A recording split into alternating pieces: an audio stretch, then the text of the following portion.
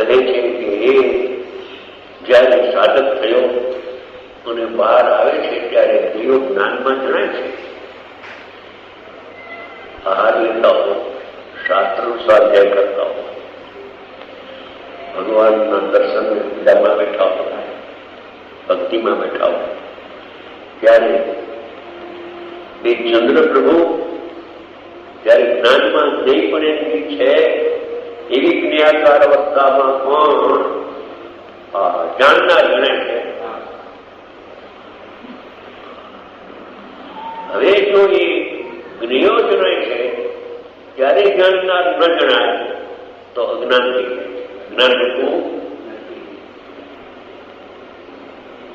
અને એ જ્ઞેયો જણાય છે એવા વ્યવહારને છોડીને ફરી ઉપયોગ અંદરમાં જાય ત્યારે એક તો શુદ્ધાત્મા જણાય છે. સવિકલ્પ શામાં હો કે નિર્વિકલ્પ ધ્યાનમાં હો દિવાળના દૃષ્ટાંતને સિદ્ધ કરશે. બિન અનુભવીને કઠણ પડે તો પણ એ સાંભળે છે ને જે સમય એ અનુભવી થવાનો છે. એને અનુભવ થશે. અહીંયા સુધી આવ્યો છે. શુદ્ધ આત્માનું સ્વરૂપ પૂછ્યું છે. શુદ્ધ આત્માનો ઉત્તર આપે છે. પૂછનારની લાયકાત એટલી આવી ગઈ છે કે બીજું કઈ પૂછવું નથી. માત્ર મોક્ષ વિલાસ આત્માથી કેવો આત્મા જોયું ને આત્માના દર્શન કરવા છે એવી ભાવના લઈને આવ્યો છે. અને છઠ્ઠી ગાથા સાંભળે છે. સાંભળતા એને પણ અનુભવ થઈ જાય છે. તો કહે છે કે જ્ઞાકાર અવસ્થામાં જ્ઞેયો જ્ઞાનમાં જયારે પ્રતિભાસે છે ત્યારે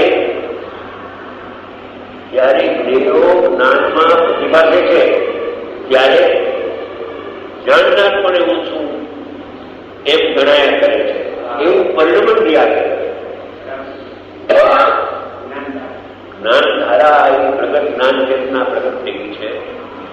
એ શક્તિ એવી એની છે સફર પ્રકાશ ખીલી ઉઠી છે કે પદ જણાય છે ત્યારે પણ જાણનાર જણાય છે. જો જાણનાર ન જણાય સવિકલ્પ શામાં તો જ્ઞાન રહેતું નથી. પણ જ્ઞાન છૂટતું નથી. કેમ કે જ્ઞાન પ્રેરણા કાળે પણ નાયકને જાણે છે.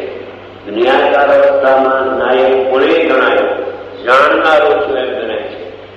આ જયારે જણાય છે ને ત્યારે હું જાણનાર છું એમ જણાયા કરે છે.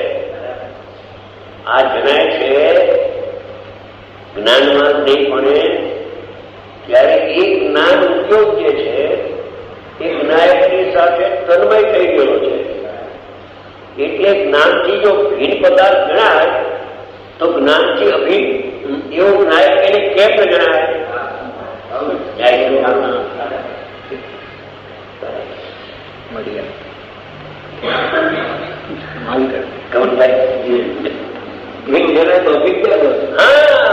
વાત એ છે કે જો ભિન્ન પદાર્થ તો જ્ઞાનમાં અભિન્ન અનન્ય એવો ભગવાનની આત્મા એ કેમ ન જણાય? જણાય એ અજ્ઞાનીને પણ જણાય ને જ્ઞાનીને પણ કેમ કે ઉપયોગથી આત્મા અનન્ય છે. બધા જ્ઞેયથી અજ્ઞાન, સ્વજ્ઞથી અનન્ય છે.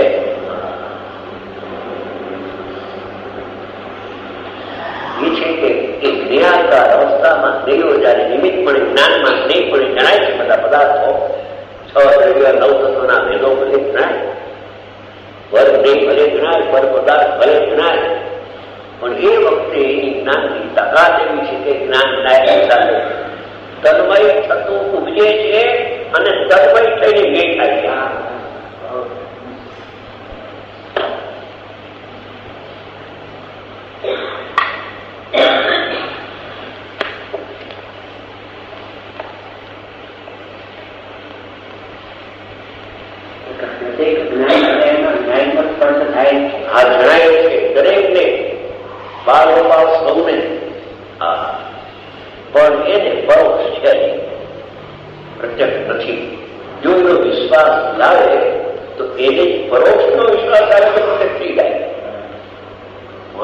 મને આ પદ જણાય છે ને આ જણાય છે અને મને મારા જ્ઞાન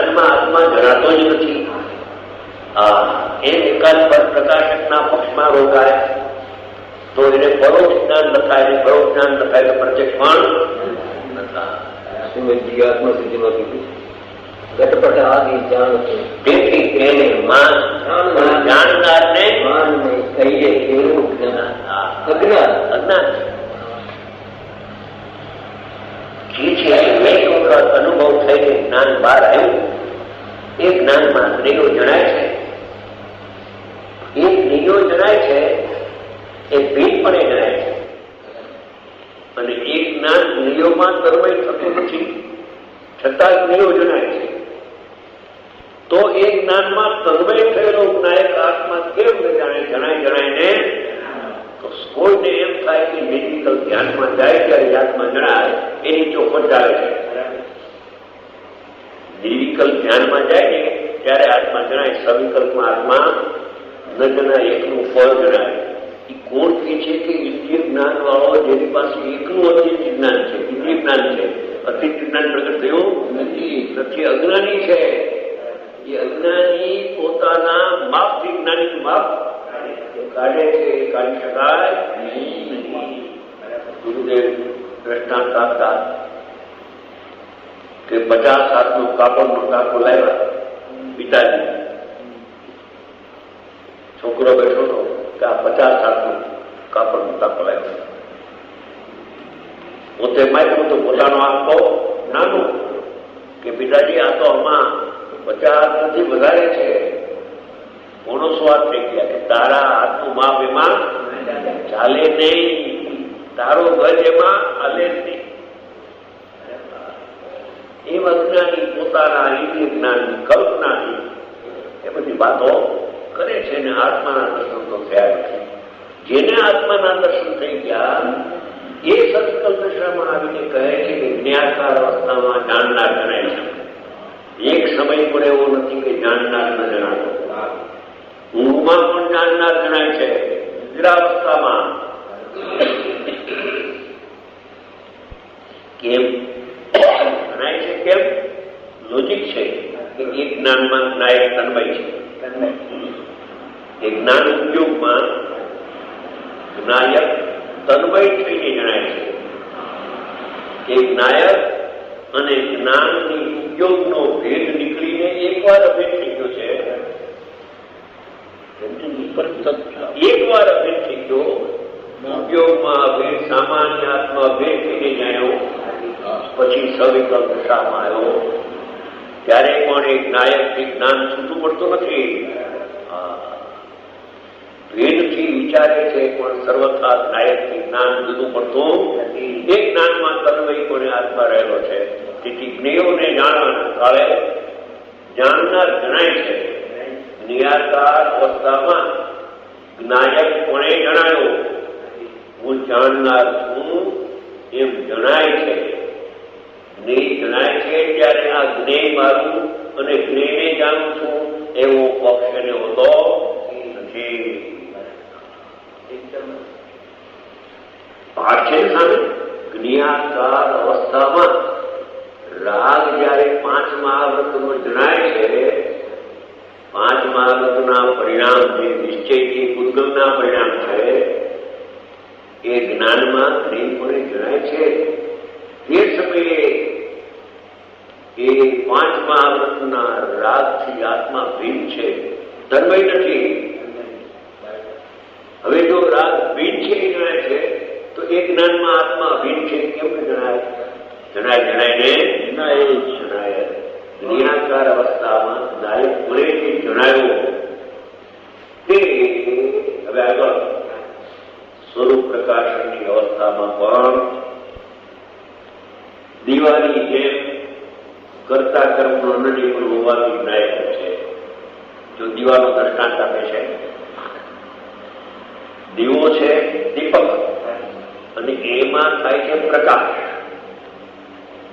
અને બહારમાં ઘટપટ આની બહારના પદાર્થો છે. રાત્રિનો ટાઈમ છે, દિવસનો હોય તો સૂર્યનો દ્રષ્ટાંત લેવો, રાત્રિ આરતી માટે દીપકનો દ્રષ્ટાંત લીધો કે દીપક પ્રકાશક છે, એનો પ્રકાશ થાય છે સમય એ પર્યાય. એ પર્યાયમાં ઘટપટ આની બહારના પદાર્થો એ પ્રકાશ દ્વારા જણાય છે. તે સ્થિતિમાં પણ એ પ્રકાશક છે, એ પ્રકાશકને તન્મય થઈને પ્રકાશ કર્યું છે, ઘટપટને નહીં. જ્યારે ઘડો ને કપડું આદિ સોફા સેટ આદિ જ્યારે એ પ્રકાશમાં પ્રકાશ્ય, પ્રકાશક, પ્રકાશો અને પ્રકાશ્ય. પ્રકાશક એટલે દ્રવ્ય, પ્રકાશ એટલે પર્યાય અને પ્રકાશ્ય એટલે ઘટપટાની બહારના પદાર્થ. આચાર્ય ભગવાન દીવાનું દ્રષ્ટાંત આપી મૂકી છે કે અમને દેવો જણાય છે ત્યારે જાણનાર જણાયેલું છે.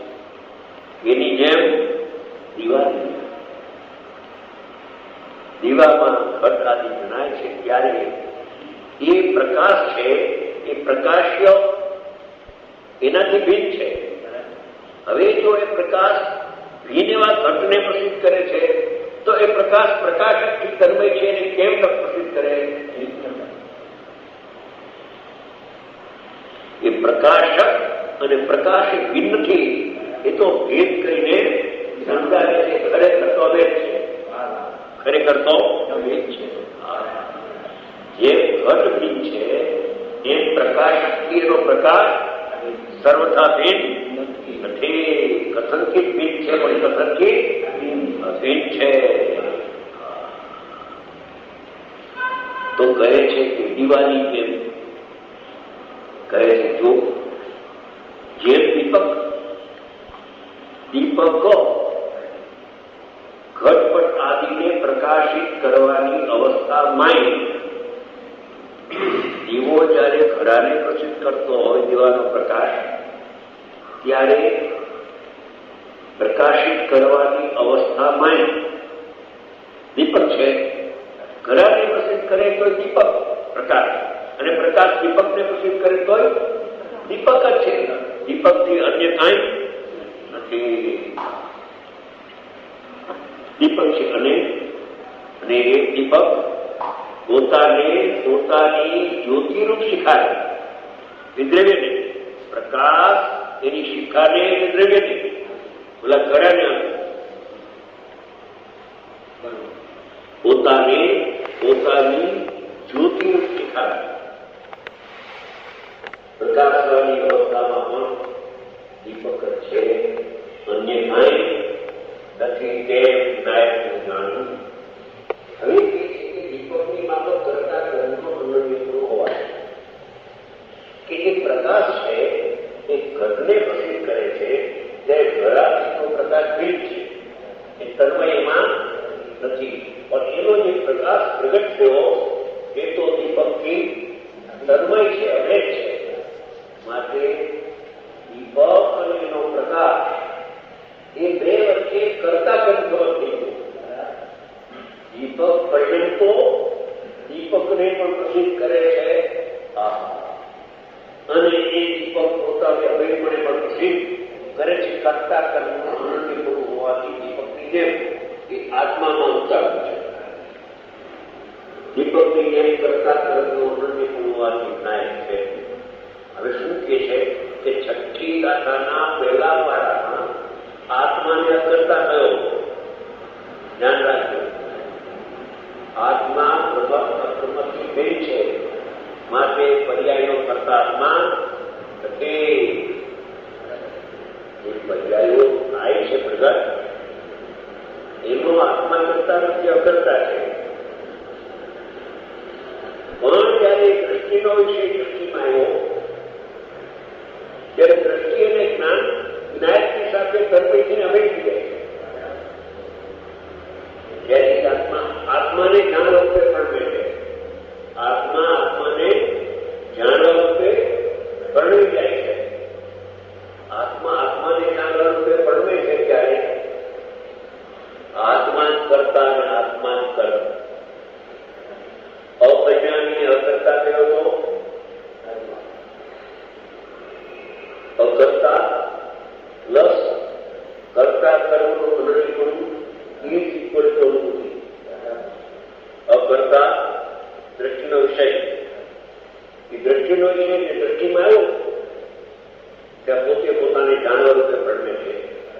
તો પરણે છે માટે કરતા અને પરિણામે પોતે પોતામાં જણાય છે માટે પોતે કર્મ એમ કરતા કર્મ અનુભૂતિના કાળમાં થઈ જાય છે. એથી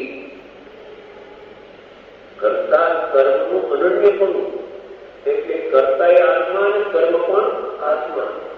આત્મા કરતા છે અને આત્માનું જ્ઞાન કર્મ છે એમ નથી. અભેદની યુક્ષામાં આત્મા જ કરતા, પરિણામી આત્મા કરતા અને પરિણામી આત્મા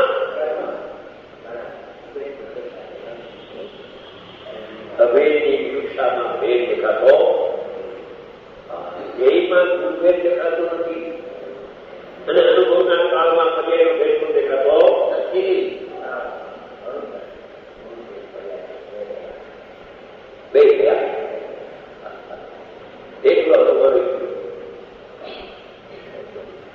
કરતા કર્મનું અનન્ય એટલે એક કરતા આત્મા, કર્મ પણ આત્મા. કર્મ પણ આત્મા, સંપ્રદાન પાતા અધિકરણ એ સત્કાર રૂપે પરણે છે ત્યારે પરિણામી આત્મા કરતા, પરિણામી આત્મા કર્મ.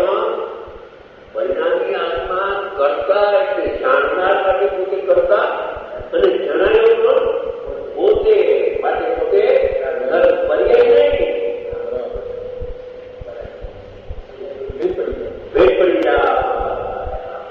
આત્મા કર્મ એમ બે આત્મા નથી. આત્મા એક છે, ધર્મ બે છે અને બે ધર્મ અભેદ પણ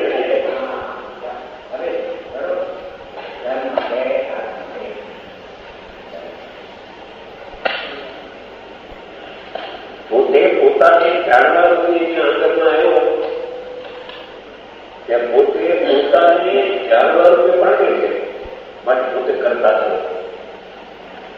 અને જણાયો શું દેવ પુરુષાર્થ કે આત્માથી આત્મા જણાય તો જાણે તે કરતા ને જણાય તે ધર્મ. પરિણામી આત્મા કરતા, પરિણામી આત્મા ધર્મ. કોઈ જ્ઞાન ક્રિયા સ્વભાવ હોવાથી વિશેષોમાં આવી નથી માટે આત્મા કરતા જ્ઞાનની પર્યાય કર્મ છે એ સમજાવે છે. પણ કોણ સમજાવે છે? એને અભેદની કરતા કર્મના રસમાં કરી સમજાવે. અભેદમાં ભેદ કલ્પના કરીને સમજાવે. પછી અનુભવ પછી આત્મા કરતા છે અને જ્ઞાન આત્માનું કર્મ હોય. વૃદ્ધાદી આત્માનું કર્મ રાજ આત્માનું કર્મ નથી.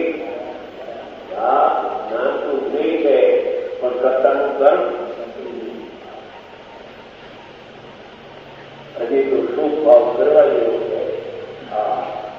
એને કર્મ બનાવે આત્માને કરતા આપે એ તો અપ્રતિનું લક્ષણ છે. એ તો અનાદિકાળનું આવું ઊંધો ઊંધો કરતો જાય છે. અજ્ઞાની એના કરતા જ્ઞાની કંઈ જુદું જવાબ એને લક્ષ્મણ અનેક દીકરા સરળ માન્યતા કોઈ રાખી દે. જો અમારી વાત મને સત્ય લાગે તો તારી વાત તું ફેંકી દે દરિયામાં જઈએ. અને જો અમારી વાત મને સત્ય ના તારો વાત તારી પાસે અમે તો ધ્યાન રાખીએ અમે રાખીએ અમે તો રાખીએ સરકાર ભાવ પણ અમે ધ્યાન રાખી કાપડ દુકાની છે કદાચ ધ્યાન લઈને આવે એ બી ચાર્જે ઘરમાં બતાવી તમને પાસ પડે તો પૈસા આપી જાય. રસ્તા માટે આપણે છે કે કાપડિયાને ખબર છે કે આ માલ રાખી છે ચોખ્ખું માલ ભગવાન જ્ઞાન એમ આ જ્ઞાનીઓ કે છે આ જંગલ લઈ જાય તને ગમશે તું પાછો આપવા આવી. જો પાછો આપવા આવે તો એને સમજે કે ત્યાંની હોનાર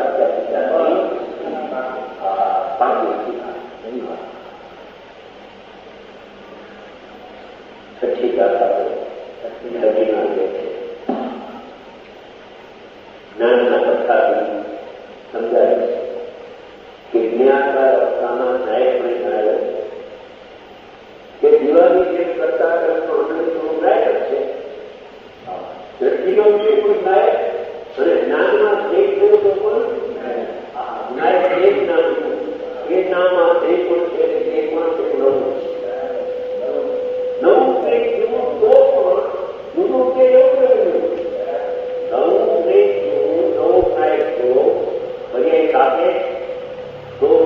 પોતાનું